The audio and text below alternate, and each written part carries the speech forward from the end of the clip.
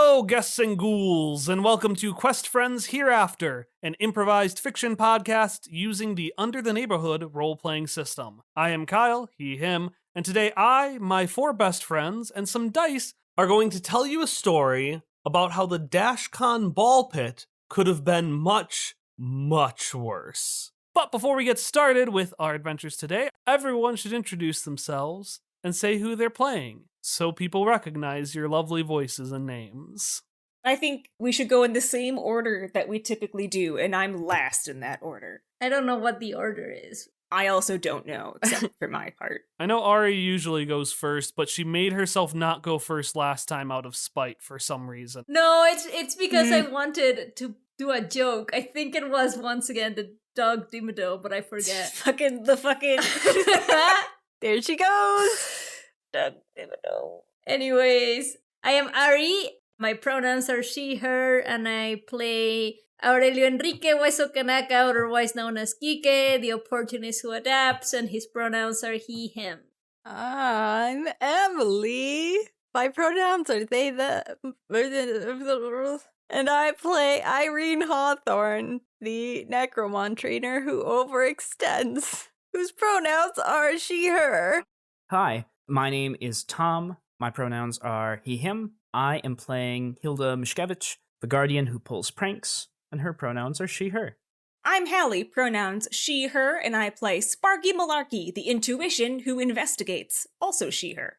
Okay, I'm gonna start doing like one of those games that they do at beginning of like college orientation, like popcorn your name over to some. I'm not joking. That's going in my notes. No, don't do that. I can't play popcorn again. You can't make me. This just sounds like a tragic backstory of yours or something. You can't make me. Please. It's in my notes. It's cemented down. I've scribbled it. You can see it here. Easily burned.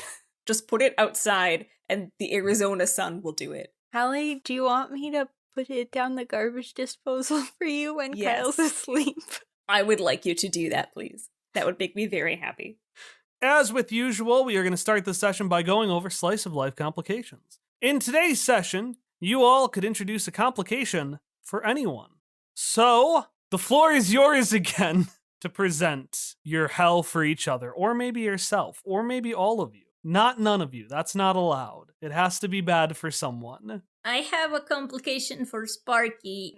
The complication is just that Sparky's coffee machine is broken and she hasn't had the chance to have coffee this morning or throughout the day. I love that, like, 2 in a row we have tried to make Sparky have a broken coffee machine. Because that was the complication we didn't have for Adventure 2. Oh, was that? We're I just forgot. gonna keep proposing it until it happens. Adventure 2, Hilda's rival, Sparky's coffee machine didn't work. I remembered because that was the one complication we didn't use. Oh, I forgot about that because we didn't use it. All right, who's next? I can go next, but I'll need to ask one question of Emily first. Okay. Does Irene use mechanical pencils or, like, standard pencils? My first thought was pens. She never makes mistakes. I have a plan for that, too. Well, I guess it could also be the standard 2B pencil because that's what you need to use on where you bubble in test answers. Like Scantron tests? Yeah. All right. In that case, we'll just go with the original plan so as not to be overly cruel. Great. All of Irene's 2B pencils have been breaking lately. It's unclear why this is happening. It's because she's angry. She doesn't seem to be using them, or at least she doesn't think she's using them any more roughly than before, but they just continually snap. And multiple pencils have been worn down to nothing now from breaking, sharpening, breaking. Mine was also for Irene. Mine was that Irene got new sheets for what I assume is a twin-size bed, but this can be adjusted to any size bed, really. And you got those, like, full-size / twin-size sheets, like the kind that supposedly work for both things. And, like, it's not that it doesn't fit, it's that it's too big, so you can't make the corners all tight and fitted, which is a thing I am assuming Irene likes to do, but I could be wrong. But the size is just slightly off, and the bed looks rumpled because of it. It's Irene's nightmare. A rumpled bed. She can't make it perfectly in the morning. No, The sheets are wrong. My complication is for Quique. Oh no. He's getting heckled by a child.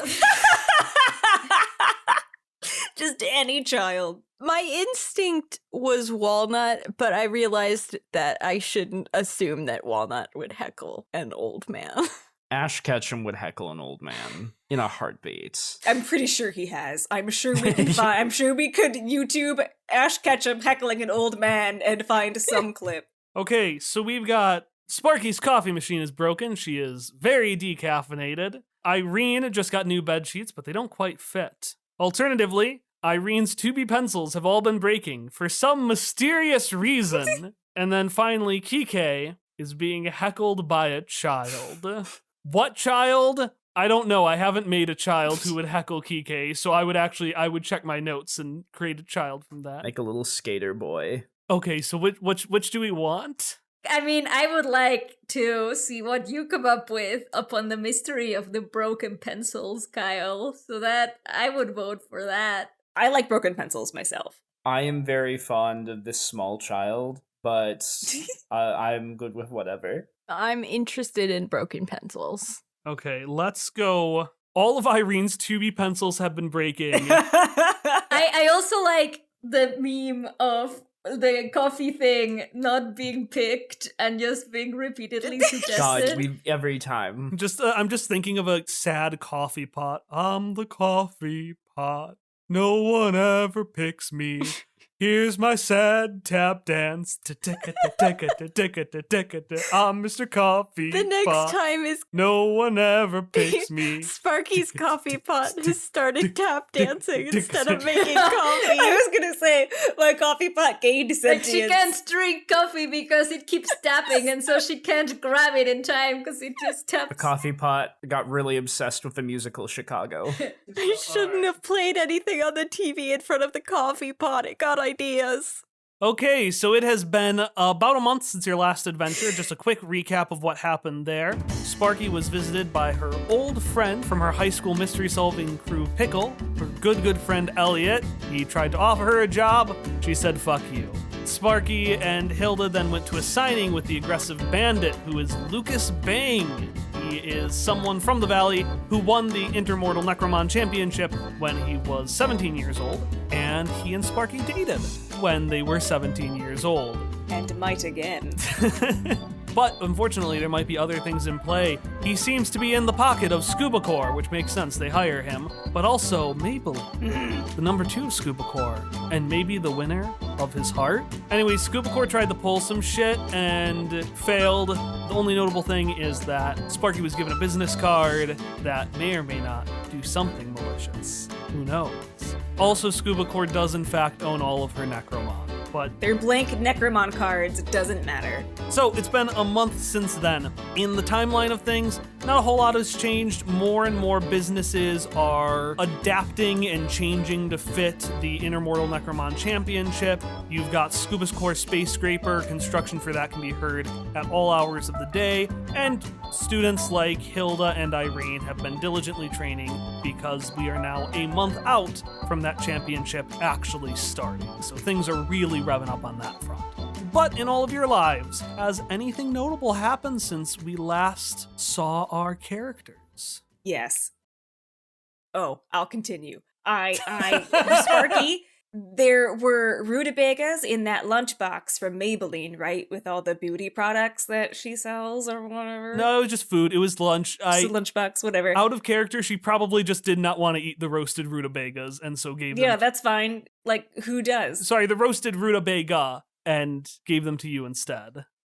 Among the research topics relating to rutabagas that Sparky has undertaken the last month are plural form accepted. Like she's trying to find, like, you know how sometimes like there are 2 acceptable forms of plural of pluralities? That's like number 1. She Googles it all the time, even though she knows the answer, which I will find out once I Google it. But other things that she's Googling are like rutabaga health benefits, rutabaga beauty benefits, rutabaga world domination benefits. Like she's just fully spiraling down rutabagas. They are still not at the grocery store because that grocery store never has rutabagas, even though they have a very clearly marked rutabaga section. So she's just been hitting the rutabagas hard, which sounds like she's doing drugs, but she literally can't because there are no rutabagas. All right, perfect. And you know what? I'll give you a mystery tracker point for that for your mystery tracker, only because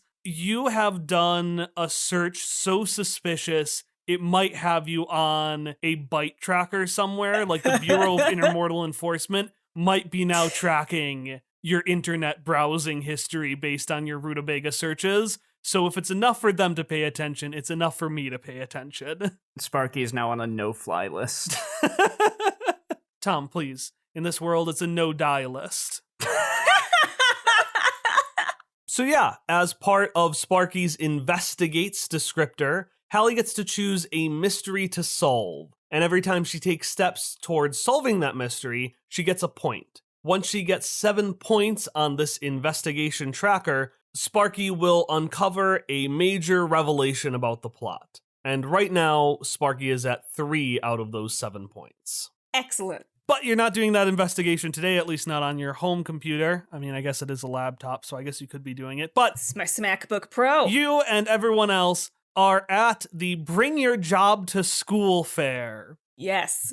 This fair is a job fair that is being held in the Bandit Gymnasium. That's the big gymnasium in the center of the Valley Public Schools. Is this school owned by the aggressive bandit, or did they just name it after him? So it is notably recently renamed. It used to be just the VPS Gymnasium, but since they're like, oh man, we finally got to host the championships, the whole town is like really being like, oh yeah, we love Necromon. Like there are new Necromon shops all over the place, and so the school has done the thing to try to suck up to Scuba Core by being like, it's the Bandit Gymnasium. And it's worked, because Scuba Core is here at this event. So what this event is this event is just, it's a job fair, but it's a mix of like that and one of those like fun rec days you would have for kids. You've got a bunch of stands with different businesses on them. Some of them are doing their own thing, but it's really hard to hear because Scuba Core just has an entire wall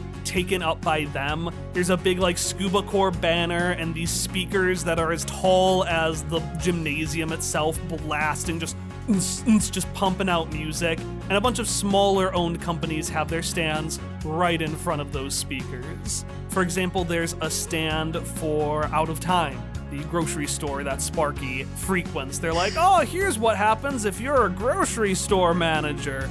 Pursue this career, kids. You never have rutabagas, that's what happens. The Undertakers from Byte have their own little like truck outside. That one just says free video games on it. It just seems to be a way to get information from kids or something. But it's not horribly out of place just because, again, there are other things. There's like ring toss, there's a ball pit, and kids down below are running from stand to stand. Each of them is dressed up in their own unique costume. Lots of them are dressed up in the aggressive bandits outfit, but others are scientists, athletes, a couple of Undertakers as well, because there are 2 prizes for this competition. There is a prize for the best stand, and that prize is just basically free money. It's a grant. And then there is a prize for the kid who has the best costume for what job they want to be. And the prize for that is obviously what any kid at school wants, the unbreakable number 2 pencil. But there's one of these stands I particularly want to focus on, and that is, Sparky, you actually have a stand here at this event. So tell me a bit about your stand, what you're saying to the kids, all of those things. What I'm saying to the kids is, hey, the truth is hard to find sometimes because people will try to cover it up. You know how you find it? Investigative reporting. But of course she's saying this in her voice, not mine. So it's more like, when you're an investigative reporter, every day is exciting. You never know what you're going to find. For instance, did you know, or do you know anything about rutabagas? No? See? That's what it's like. That's what investigative reporting is like. Hilda is taking notes. And you see Hilda, and then you just see a bunch of kindergartners with like a teacher holding one of their hands. Good. And they're like, "What's a rutabaga?"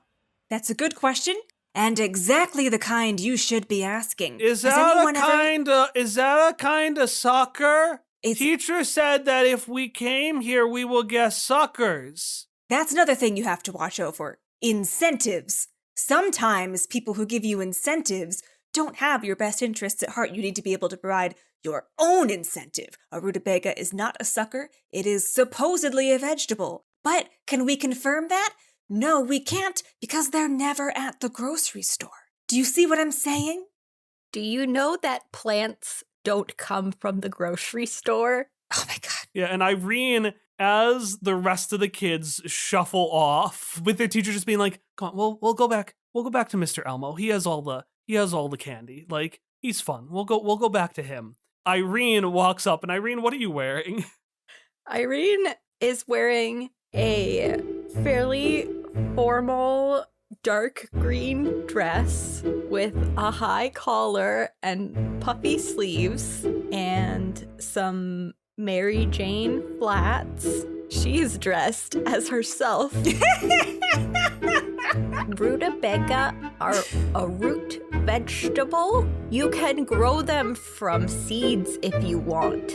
You don't have to go to the grocery store if you want a rutabaga. That's not the only place that has them. Honey, when you're a working adult, you don't have a lot of time for things anymore. The boss has a lot on her plate. She's doing a lot to investigate this. She has an unpaid assistant. Why don't you grow her some rutabaga? Well, I gladly would if the boss had me on that. But I have more important jobs like collecting all of these receipts for tax deductions. That's true. The other day, I cleaned the yard. That was a very useful task. And, Just realized that Hilda was just picking up garbage and moving it on top of other garbage. Please, Hilda would actually get rid of it. Where would she put it? It's where it's supposed to be. The junkyard is where it's supposed to be. Is the junkyard a literal landfill? Yes. That's what I thought. Jesus, I thought it was Sparky just like... lives in a literal landfill. yeah. Did you think it I was? thought it was like a car junkyard. I thought it was like a place where like broken cars go. Oh no. Oh honey, no, my car is just in the junkyard. Oh. Because I like it aesthetically. Oh. So all my stuff is there. All right, so yes, Hilda. Oh, Hilda She's just a possum. cleared trash to other trash piles. Oh. You're just a possum. Oh no. And what are you dressed as? It doesn't look like you're dressed as my rival. You need to take this more seriously. And to that note, Hilda is kind of dressed as several things at once. So, she's got the notepad, of course. Physical notepad is very important because Sparky has impressed it upon her that a proper investigative journalist uses notepads and pencils. A 2B pencil, if anyone was counting, that's unbroken.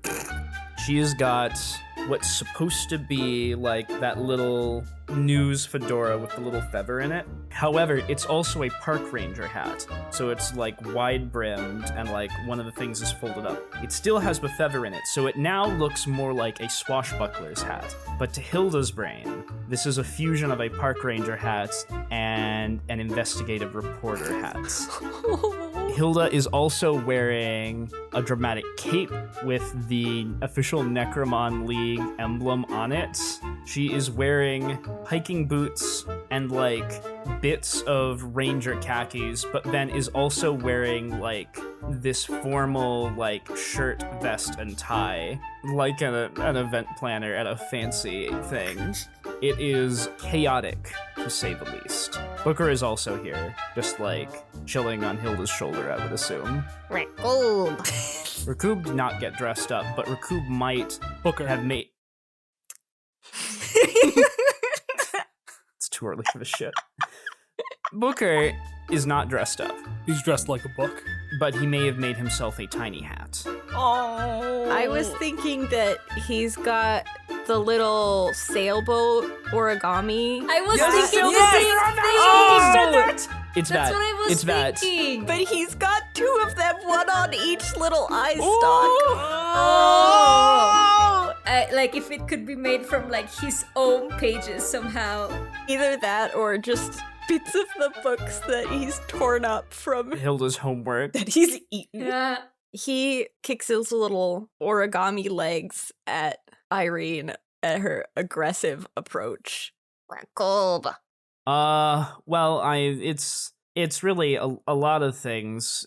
I, didn't really pick a job, so I've got a lot of things. But over here at this table, I'm obviously an apprentice journalist. Yes, and as my apprentice journalist, Hilda is very busy doing all of those important tasks that she mentioned earlier. However, if you are looking for a position where you could plant rutabaga seeds, you could always try investigative reporting. That doesn't sound like the type of job that I want. So you don't have the moxie for it. That's what I thought. No, actually, I just don't like to settle. Sparky is too astounded at the spunk of this 12-year-old. She's upset at being dunked on by a 12-year-old. She's being dunked on by an 11-year-old. She's being dunked on by an 11-year-old and being defended by a 12-year-old.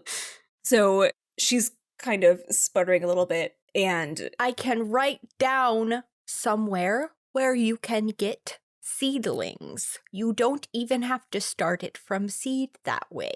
well, actually, since I'm an investigative reporter, I have the wherewithal to find out myself. And then she goes back behind her booth, picks out her SmackBook Pro, slams it on the table, opens it up, and starts... Take a GM intrusion. What? No! Take a GM intrusion, Hallie. No! Me? No! Who do you want to give your other point to? No! Not Irene, because she's being mean to me. Hilda, because she defended me. God damn it. I have too much AP. So you go to grab your SmackBook Pro, right, Sparky? Yeah, that's my SmackBook Pro. And when you pull it out, or specifically when you pull your arm up to get it, you stop partway through, and you realize that a series of tiny magnets have connected your arm to the table. The fuck? She says in a school. Sparky Malarkey, you can't say that when there are children around. Oh, for God's sake. And all of you notice as a bright woman in her 40s wearing a multicolored formal vest and a bow tie walks up to Sparky. In addition to her formal vest and bow tie, she's wearing tailored slacks and colorful wide shoes. She's also adorned with bubblegum lipstick, a flower on her lapel with a little, you can see a little like string connected to it to some sort of squeezer someplace else, and a large bowler hat with two black pigtails poking out of it. But most notably, you see that this woman has a big, bright red clown nose. Hilda is pulling the hat as far down over her head as she can, and is just sort of like trying to inch to the side. Booker says, getting poked in the face by the brim of her hat. No. Hilda will like make space for Booker, but is continuing to hide and inch.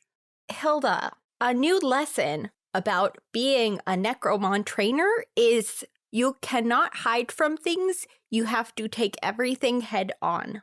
Why are you putting your hat on your face? No reason. It is unbecoming of a rival. Oh, and she immediately pivots around and looks at you, Irene. No. Oh, you must be Irene. Hilda's mentioned so much about you. Irene slowly looks back over at Hilda. Really? What has Hilda mentioned about me? Oh, well, you know. And she taps her little clown nose in here. Mother-daughter confidentiality. If it wasn't that I'm the best Necromon trainer, that's what you should know. See, Sparky, now that's the kind of spirit that I knew you would inspire these kids to have. Sparky's still wrestling with the magnets. They have to learn from somewhere, don't they? And that one didn't get it from me. Oh, she's got that all on her own. I'm a very independent person. She's a very independent person. Well, then let me tell you all about my good friend, Sparky Malarkey. Oh, by the way, Hilda, your friends wanted to see you someplace over there, and your mom motions to someplace else in the gymnasium. Okay, thanks, Mom. And Hilda will just, like, zoom off. Did you know that Sparky Malarkey has solved more cases than anyone else in the valley, even more than Mr. Elmo? Now, Mr. Elmo, he has his own kind of thing going on. He has solved many, many cases, but his are about 23. Sparky, last we checked, was somewhere about 24. Although, it's been a while since I've heard about your mystery, so maybe that number's a bit higher. You know, you should tell me, what have you been up to in the past couple of years? What kind of mysteries have you been solving? For the kid, but also for me a little bit, you know. I am kind of curious, but for the kid. Sparky still wrestling with those magnets. Well, I am working on a very important undercover mystery related to grocery store supply chains. Before that, you know, I was on the street. I was on the ground for the big Necromouse bird fiasco, so that I had that going for me. You know, that was first ground coverage. You know, Mrs. Flabberschboster, she asked me to find her glasses. They were on her face. Solved that one very fast. So, you know, I'm still ahead of Mr. Elmo. You hear a little ding ding from across the thing, and a deep voice goes, "And just like that, with my young companions, another 2 mysteries solved." He's softballing the kindergartners. He's been doing that all day. Sparky, you are a gas. I don't think there's anyone else in here who is quite as funny as you. And now is when we hear those sounds again. We hear the loud, another 2 cases solved. And we see the person next to that stand. Quique, you are stuck between the scuba course speakers on one end and this very loud presentation on the other. And we'll get to what that one looks like in a little bit. But before I do that, I want to know, what does your stand look like? Well, his stand has a big sign on the back with the name of his company, which is called Química. Well, it's called Quimicard, but it's mostly, he has it as Química, and then like he has a lot of shit covering the last 2 letters so that it just says Química, which means chemistry in Spanish. And he has a table with a bunch of different objects so that like he can tell people about like the different things that you can do with chemistry. So he has a little glass bottle with his ship in one side. He has some like wood stuff, and then like kind of shoved to like the very corner of it, he has some cards, but he's kind of doesn't want to draw too much attention to that part. And he's trying to get, I mean, if there's kids, he has a spiel that he's trying to get kids excited about. Yeah, tell us your spiel. The kindergartners have just gotten their fix from Mr. Elmo and have come back to your stand. All right, kiddos, do you want to know what wonderful things you can do with chemistry? Oh, spoiler here, there are things that would leave you con el ojo cuadrado, huh? Yeah? So, there's a long pause. And then one of the kids slowly raises their hand. Like he'll just be like, it's you would get it. It's funnier in Spanish. But anyways, is that a kind of candy?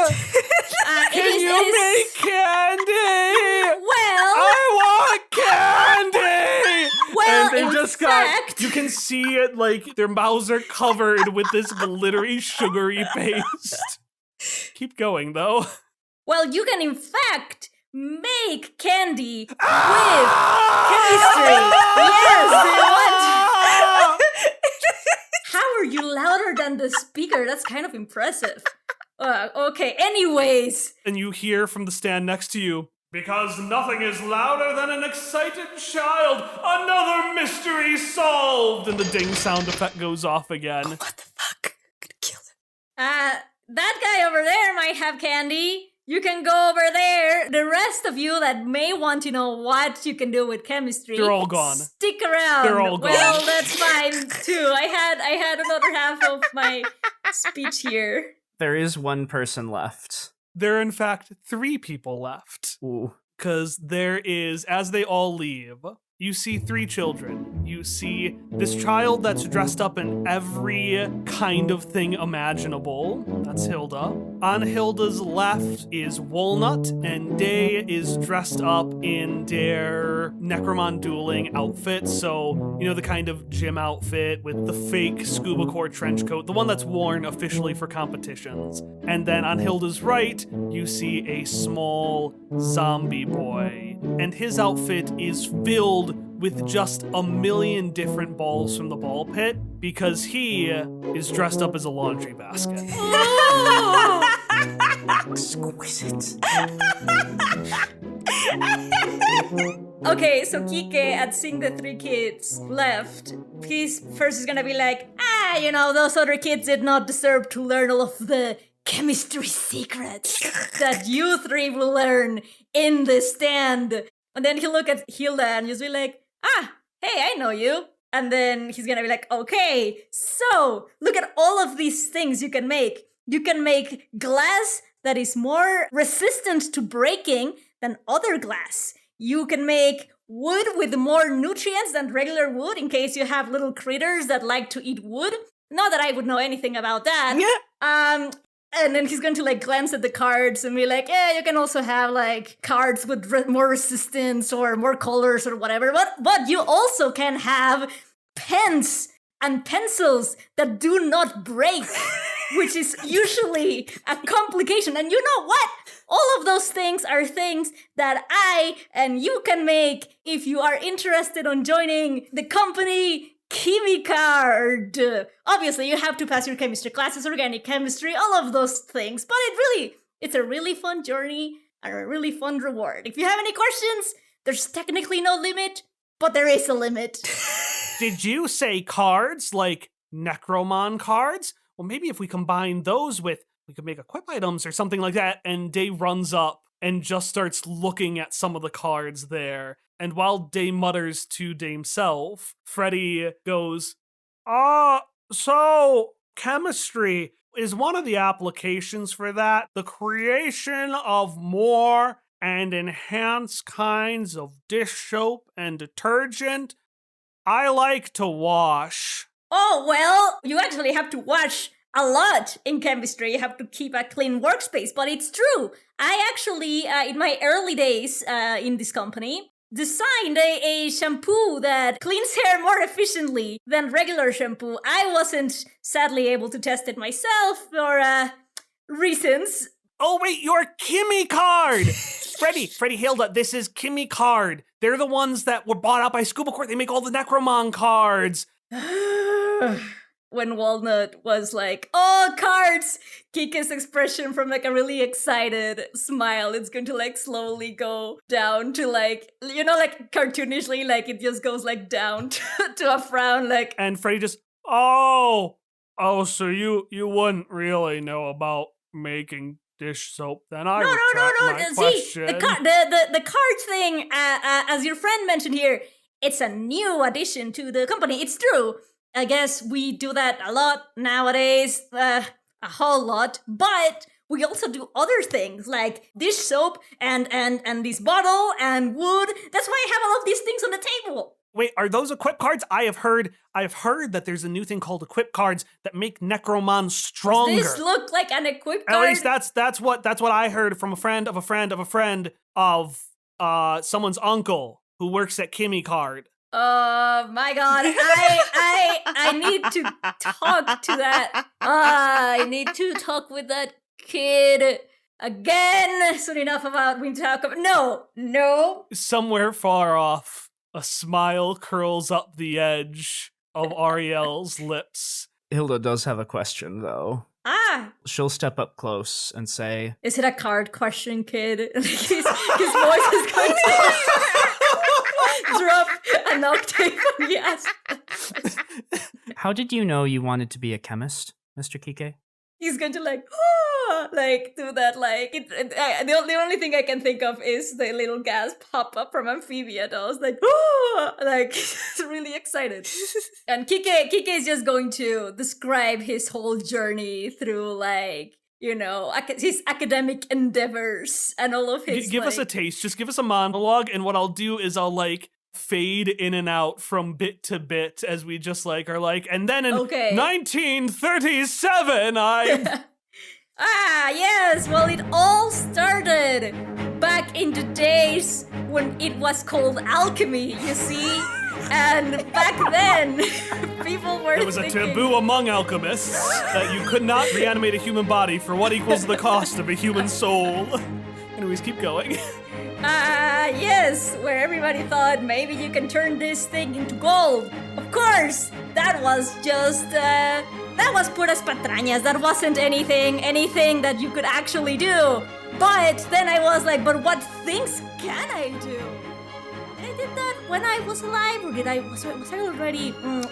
Those details are a bit fuzzy. But regardless, at some point in my life or non-life, I went to university, and there I can do applied chemistry, which is the thing that I do now, and it's the thing that I've been doing in this company for. And he's gonna try to think of how many years it has been, and he actually cannot remember how long he has been working in this company. So, a while, definitely before you were born. Probably before your parents were born. I actually don't know. But regardless, so if you wanna join, you can actually I can hook you up for an internship or something. There's always places, and I always need somebody to work on the non-card parts of this business, which is minimal at this point, but there's some possibilities.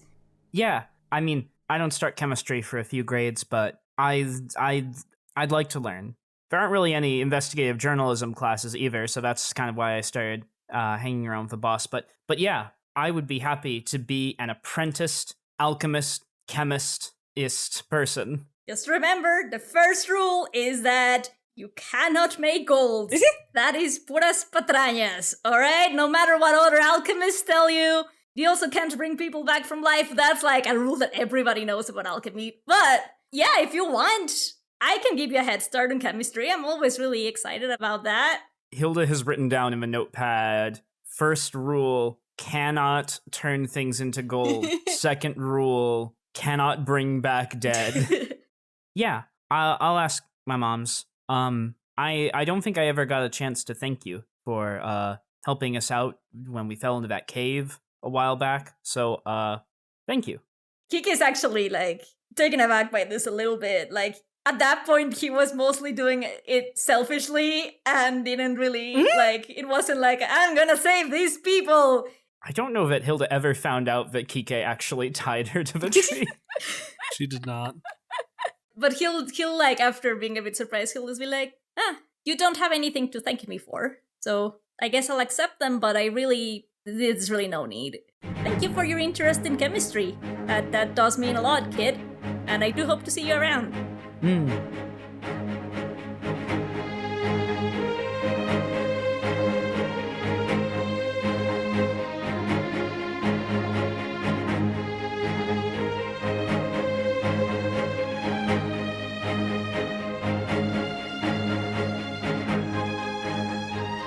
Hello and welcome to the announcement break. I don't have anything clever to introduce at this time, so let's just get into it. I don't actually have any announcements for you today. If I did, I'll always put them before the promo. But since I don't have any announcements today, let's get straight to the promo section. Today's promo is for a podcast called Worst Movies Ever Played, and let's give it a listen.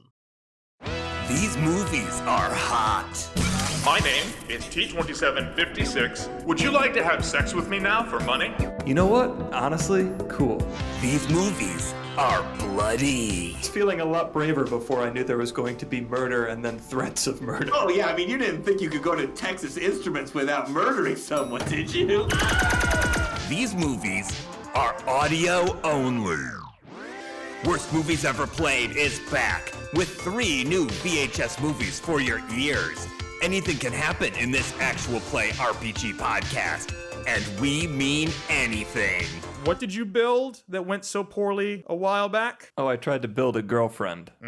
Unfortunately, it also became a libertarian. Those worthy of freedom do not beg for it, they simply take it. Oh, this is a super bummer.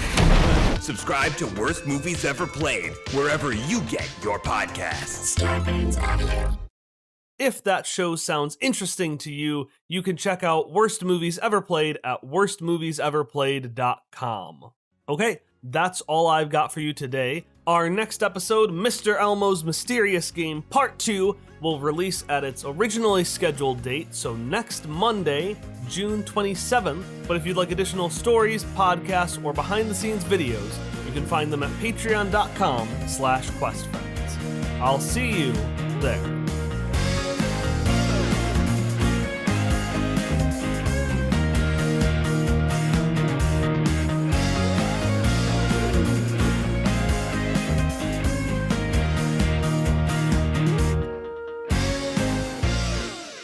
Sparky Malarkey! Did you know I just do Sparky Malarkey? That's how I get into voices for both Elliot and Alina. I know, and it bugs the shit out of me. Sparky Malarkey! You hear a tapping of a mic. All right, everybody, all right. It is time to start another game. Swear to God. And you all notice that the music has stopped. Quique, if he had eardrums, would still be blown out because they're coming from the giant scuba core speakers. Well, he's lucky because he has no ears, so it's just a reverberating headache through his bone cranium or whatever. So before we begin, I wanted to thank Scuba Core for so graciously letting us host this event anywhere other than the Scuba Core Space Scraper, since that has many GOSHA violations. And you can see over in the corner Maybelline, who has her own stand for like a multi-level marketing company. God's sake. Is just sitting there like nodding. And when the ghost OSHA violations are mentioned, you can see she just her eyes turn like deadly furious. And Hilda's mom, Alina, just kind of. So anyways, before we get to the next part of the event, we've got a fun little quiz for you all. And you can hear all the kids groan. Just a series of oh. But the winner gets candy. And they all just start screaming for it again. Can I have Quique just look at Hilda and say, if it's a chemistry-based quiz, I got you. Thanks. And so all the vendors get shut down for a little bit, and everybody gets into a nice orderly line and gets themselves a little Scantron sheet with a series of basic questions. And they're fun questions. They're questions like, what's your favorite of these? Or what's that? And you realize pretty quickly it's a personality quiz. God. So what's your favorite Necromon element? What's your favorite color? You recently died. What form would you take as one of the dead? And so on and so forth. Quique will roll his eyes at that question. Skeleton is not one of the options. Damn it. A dead person, Irene writes in the line. A corpse. Yes, but what kind of dead person, young miss? You know you're not supposed to look over someone's shoulder when they're taking a test. I am so sorry. Please accept my apologies. Maybe. And you look up and... Well, I was really gonna say if Malaya could try and block that person from looking above Irene's shoulder since it is sitting in her lap. I would say that's going to be help somebody. You want to help out Irene in hiding. So you're going to roll and you're going to apply Malaya's stat to it, which by default is +0. Okay, all right. That is a 4, so no, that's not, I tried. So despite your help, or perhaps due to it, your target fails. Take an AP for that failure, Ari. Oh. Since you were the Necromon, since you were the player who did the action. Okay. So Malaya, you try blocking this guy, but what ends up happening instead? Well, I just think that because it is in a small form, then Malaya is just in this form thinks that it is bigger than it actually is currently. So he just extends his little arms and thinks that that's enough. Yeah, I did it. And maybe ends up miscalculating things And like when realizing it's not working, like maybe like falls a little from Irene's shoulder, like Wobbly. Irene cups him in her hands and realizes that her pencil is broken. oh no.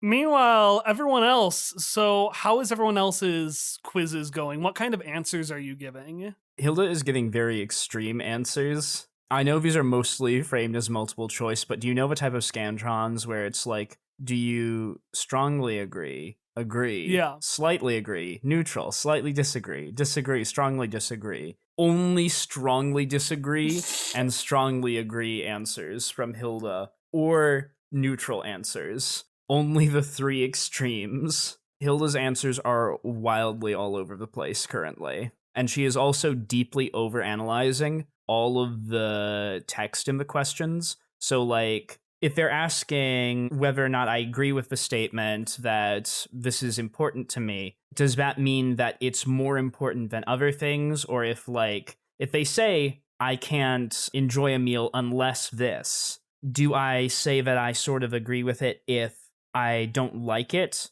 but I can enjoy the meal? Or if because I can, it's not a deal breaker for the meal, I have to put that I disagree with it because it's a false statement? What is the intent behind the test? Because it's very unclear, and she is deep into overanalyzing the intent and doesn't know what the test takers want from this personality test. Meanwhile, next to you, you just hear, agree, disagree, disagree, as Walnut is just going between the two extremes on their form. And Freddy you hear nothing because he's just sitting there playing with the balls in his little bin because he answered all the questions like 5 minutes ago. And so he's just like, so I can't turn this to gold, but could I turn this blue ball into and he looks around, I thought I had a red ball around here, and he starts like rummaging through his little laundry basket. But Quique and Sparky, how are your questions going too? Because this is, as the adults were reminded, mandatory. Oh, no. Oh, I thought it was only for the kids. Fuck that. Sparky's not taking it. Nope, every person has to do it. It looks like the only people who aren't taking the quiz are Alina and then that guy that Irene was talking to. Well, I think Quique at first thought that it was only meant for the kids, and when he realized that it wasn't, he's just gonna pretend that he didn't realize that it wasn't only meant for the kids, until like, oops, oh no, everybody turned it in, what? I was supposed to turn it in? Oops, well, I gave it to a kid, because I didn't think it was for me, and so that's his plan currently, so he's not answering this thing. Okay. So you got your name on there, nothing else. Oh, he doesn't even have his name. Okay, a blank hole of nothing. Yeah. How about you, Sparky? Oh, Sparky's just not doing it. Oh my god, we're both not doing it. But Quique is good. He has a plan to be like, oops, my bee, what are you gonna do now? Sparky's just like, nah. Sparky. Alina, come on. Come on, don't be such a sour puss. Just put on the questions. There's so many, they're fun questions. You know, I asked Yulia about all of them, and Yulia agreed they were very fun, and Yulia knows about fun. Uh-huh. Hilda in her head thinking, these are very bad questions. This is not fun. I'm not enjoying myself. Sparky will smile and say, the thing is that I don't need a personality test to tell me who I am. I'm a grown woman. I already know things. Well, tell us then. Come on, it's been almost 25 years. I want to know everything and anything about my good friend Sparky Malarkey. We've been through this. Hilda only tells me so much. she's at that age that she's very, very secretive. Yes. We all hit that age. You know, being secretive is actually a very good trait for an investigative reporter, which is why I can't go into too much detail about my life because it's full of very important, dangerous things. Not with Hilda, obviously. No. She makes the coffee and cleans the yard and comes with me for interviews and things. No, the kid. Well, absolutely, Sparky. But I don't think some villain is going to be concerned about, like, you know, what you would do on the perfect play date. Well, no, I don't go on play dates. Well, think of it as a regular date. What would you and Mr. Bang do? Well, Lucas and I, we saw each other recently. He's in town. He was in town. I don't know if you heard. They did the movie. Oh, I've heard. It was mentioned during the planning process multiple times, and she gives the stink eye to Maybelline. Okay, good. Then everything was thorough. We haven't gotten together we haven't like met up for coffee to catch up or anything. But I wouldn't even be able to tell him that much about my life for all the what reasons if I set just that listed up? for you. Let me. Oh how no, about this? Alina, How about this? no. You fill this out. No, that is okay. Alina, no. Roll me convince somebody. You're gonna have to roll me to convince somebody. What means do you want to do to convince Alina that no, she should not set up a meet cute with you and Lucas Bang?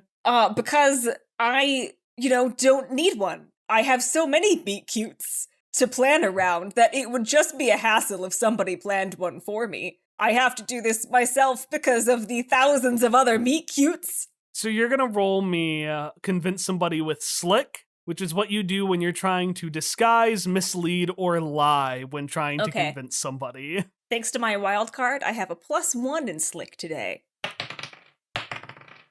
8. Hey, mixed success. Your target is convinced mostly, so you get to choose one drawback. Some examples are Alina agrees with you, but something is preventing her from stopping setting up the meet cute. Alina asks for something in return. They make an inconvenient misunderstanding about what you mean, and not like misunderstand the whole thing, but they misunderstand a small point, or she is temporarily upset with you. So I'm stuck between the first one in that she thinks that she's an event planner. This is what she does. She plans for busy people. This only means that she should do it more. Or if she's just pissed because Sparky's pulling her old bullshit of not letting anybody from her old life do anything for her or with her. Which one do you like? I like something is preventing her from doing what you want. Okay, let's do that one then. So Alina will go, all right, Sparky, I get it.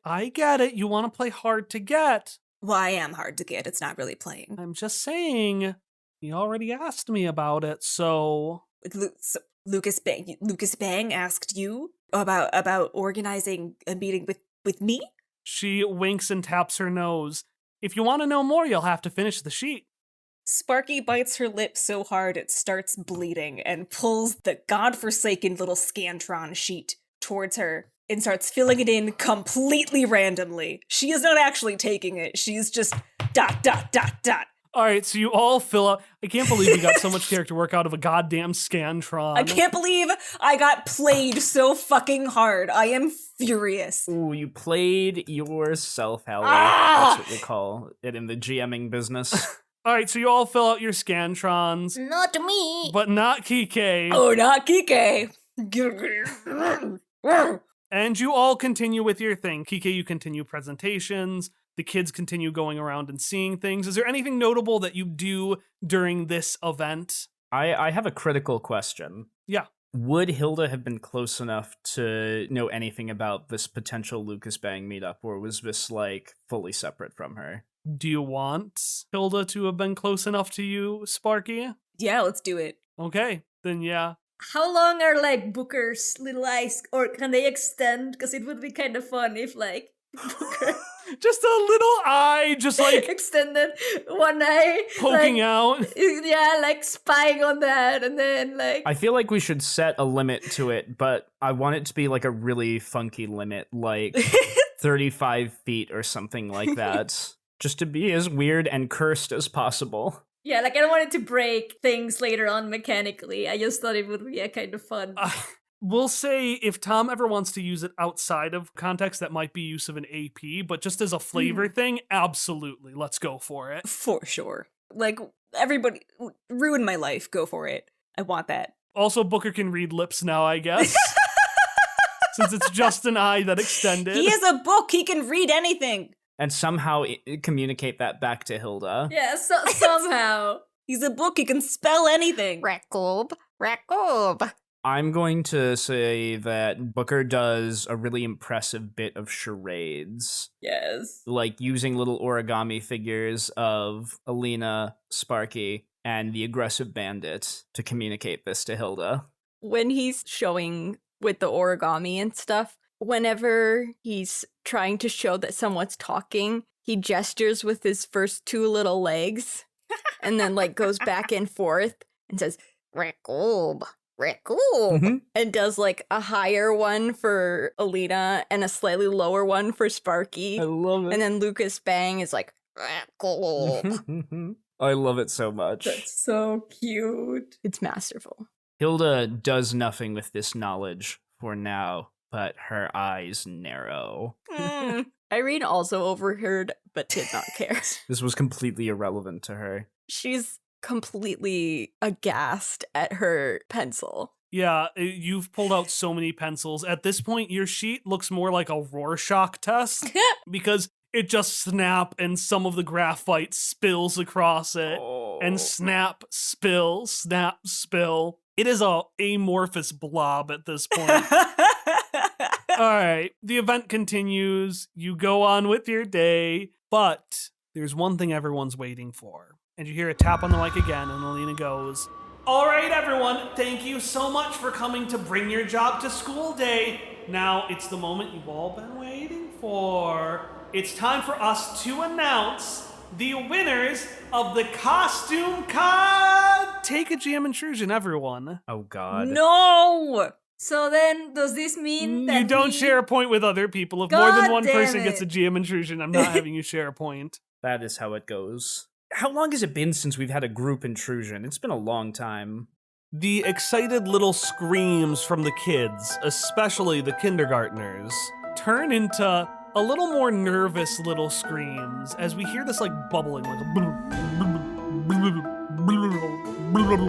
and the ball pit in the center of the gymnasium starts bubbling up and up and up until like a geyser it explodes. And a series of colorful balls shoot up into the sky and start covering the entirety of the gymnasium. Hilda uses her cape to shelter both herself and Booker because she just assumes this is deadly. Well, Quique thinks it's some weird new addition to this, like, bring your job to school day. So he's just like, Sparky gets out her camera. And what does Irene do? Irene hasn't looked up from her pencils. It just like nothing around her is registering as she continues to break her pencils. Sparky, roll me to take action. I want to see how effectively you take those pictures. Oh God, is this going to be some Danganronpa bullshit about, like, in this exact frame is the clue to the culprit's whereabouts? Can you see it? The flash was turned on in this picture. Okay, so that's a 9, but my fierce is -2, so actually it's a 7. But because of my can't learn unless you try ability, I get an AP every time I roll a stat I have a negative value in. God damn it.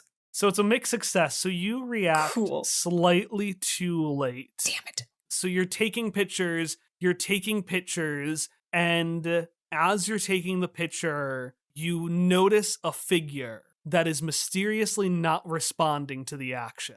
And you take one picture of that figure before the camera is covered up by the ball pit balls, which rise higher and higher until from the outside of the gymnasium, you can see nothing but the inside of a ball pit. I hate it.